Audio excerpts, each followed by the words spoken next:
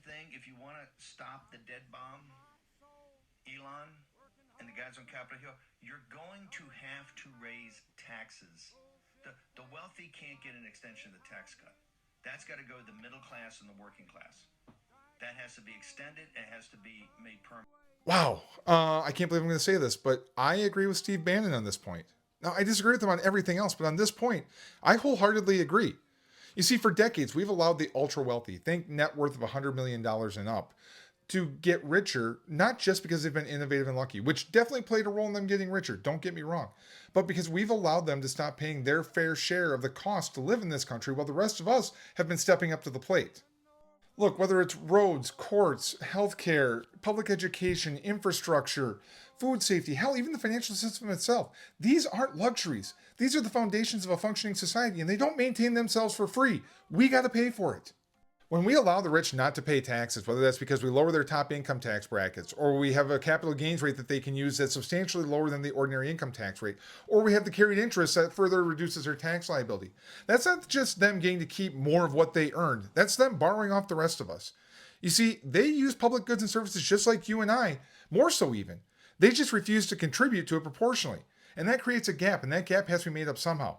And that gap is made up by us through our taxes, through our crumbling infrastructure, through our crumbling schools, through our higher prices, and through our stretched paychecks. Now, let's be clear for the comment section, because I can already hear some of you guys starting to fire up. This is not about punishing success. This is about acknowledging that wealth doesn't happen in a vacuum. No one has ever built a fortune without relying on workers and laws and infrastructure and research and society as a whole. Taxing the rich fairly isn't about theft, it's about settling the bill. And while I agree with Steve Bannon that we should be raising taxes on the wealthy, I completely disagree with him blaming the immigrants, people of color, and even our neighbors who are just struggling to get by as the source of our problems. Look, you can't fix this problem by scapegoating the vulnerable, but you can fix this problem by demanding accountability of the powerful. So yeah, let's raise taxes on the wealthy, not necessarily to increase revenue to the government, but to reduce spending by the government. Because when wages are low and wealth is concentrated at the top, people rely on the government to just get by. Programs like SNAP and Section 8 housing and the Earned Income Tax Credit become economic life rafts for people to just survive. Now, if we raise taxes on the wealthy, there is one very sure way for those people to avoid paying taxes. That is to reinvest that money in their businesses, in higher wages, in more worker protections. And that allows people to rely more on earned income and a lot less on public support. That's the efficiency that Doge was looking for but couldn't find. And that's what fiscal responsibility actually looks like.